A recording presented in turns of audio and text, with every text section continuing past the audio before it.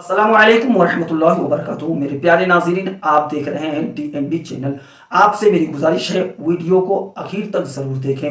آئیے کچھ باتیں نماز کے تعلق سے سماعت کرتے ہیں کہ انسان جب نماز کا پابند ہو جاتا ہے تو نماز اسے کس بلند مرتبے سے نوازتی ہے جس کا شعور ہم انسانوں کو نہیں ہے۔ آج کے اس ویڈیو میں انہی باتوں کو ہم سماعت کرنے والے ہیں۔ آئیے نماز کے تعلق سے فرمان خداوندی سماعت کرتے ہیں۔ اللہ کا قرآن ارشاد فرماتا ہے ان الصلاۃ تنہی عن الفحشاء والمنکر، بے شک نماز روکتی ہے نمازی کو تمام بے حیائی اور بری باتوں سے۔ انسان جب زندگی گزارتا ہے، انسان جب دنیا میں جنم لیا ہے تو انسان کے سامنے دنیا کی رنگینیاں ہیں۔ بہت سے لوگ انہی رنگینیوں میں بہہ کر رہ جاتے ہیں، اسے اپنے معبود حقیقی کا خیال ہی نہیں آتا کہ جس پروردگار نے ہمیں زمین پر بھیجا ہے، زمین جیسا بچھونا عطا فرمایا، آسمان جیسا نیلگو شامیانہ عطا فرمایا، اور اس کائنات کی طرح طرح کی نعمتوں سے ہمیں سرشار فرمایا، ہمیں اللہ تبارک و تعالیٰ کی عبادت بھی کرنی ہے۔ یہ انسان بھول جاتا ہے، اور کچھ اللہ کے نیک ایسے بندے ہوتے ہیں جو نماز کی پابندی کر کے، اپنے رب کے فرمان کی اتباع کر کے، اس کے احکام کی پیروی کر کے اللہ تبارک و تعالیٰ کے حضور حاضر ہو کر وہ کمال اور وہ قدر و منزلت حاصل کرتا ہے جسے عام انسان پانے کے لیے اس کی قدر و منزلت کو دیکھ کر انسان ترسا کرتا ہے لیکن ہاتھ نہیں لگتی۔ آئیے انہی باتوں کو سماعت کریں۔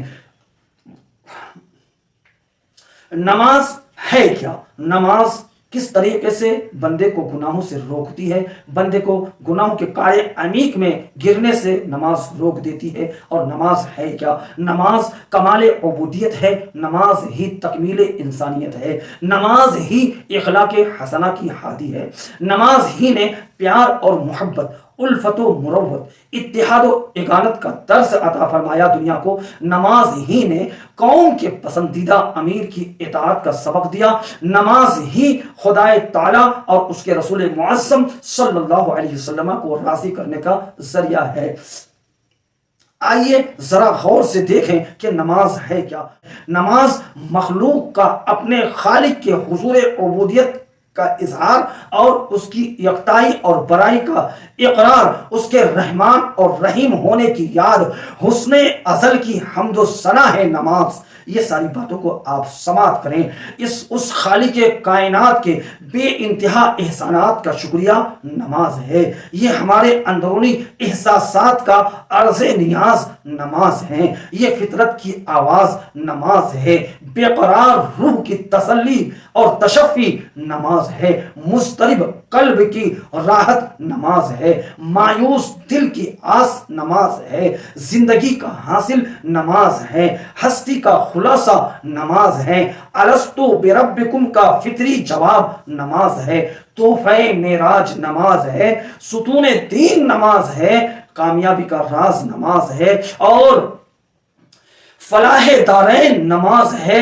انسان جب نماز ادا کرتا ہے تو قدرت کی بے تہا نعمتوں سے سرشار ہو جاتا ہے، اور اللہ کے رسول صلی اللہ علیہ وسلم نے اپنے ماننے والوں کو یہ درس دیا، لوگوں میری معراج یہ تھی کہ میں نے مکان و لامکان کی سیر کی اور اللہ رب العزت کے اپنے ماتھے کی آنکھوں سے دیدار کیا۔ لوگوں جب میں نے معراج کیا، میں محمد تمہارا نبی ہوں، اب تم امتی ہو تو حق بنتا ہے کہ تم بھی معراج کرو، تمہاری بھی معراج ہو۔ تو اللہ کے رسول صلی اللہ علیہ وسلم نے لوگوں کو ایک پیغام مسرت دیا، لوگوں تم کس طریقے سے معراج کی تحفے سے اور معراج کی دولت سے مالا مال ہو سکتے ہو۔ اللہ کے رسول صلی اللہ علیہ وسلم نے ارشاد فرمایا الصلاۃ معراج المومنین، لوگوں نماز مومنوں کی معراج۔ اللہ کی ربوبیت کا اقرار کرتے رہو، اس کے فرشتوں کو مانتے رہو، اس کی کتابوں نازل کردہ کتابوں پر ایمان رکھو، اور اس کے رسولوں کی رسالت کا اقرار کرتے رہو، اور اس کی عبادت و بندگی بشکل نماز ادا کرتے رہو۔ جب تم ان چیزوں کو کرتے رہو گے تو اللہ کے رسول صلی اللہ علیہ وسلم کے فرمان کے مطابق لوگوں تم اللہ رب العزت کے حسن ازل کا دیدار کر لو گے۔ روز محشر جب پہلا سوال ہم سے نماز کے تعلق سے ہوگا، خدا کے حضور حاضر ہو کر کیا جواب دیں گے؟ جس نبی نے ہمیں یہ پیغام دیا قرۃ عینی فی الصلاۃ، نماز میں میری آنکھوں کی ٹھنڈک ہے. کیا ہم نے کبھی اس نبی کی آنکھوں کو ٹھنڈک پہنچایا؟ ہم بہت کہتے ہیں غلامی رسول میں موت بھی قبول ہے، غلامی رسول میں موت بھی قبول ہے.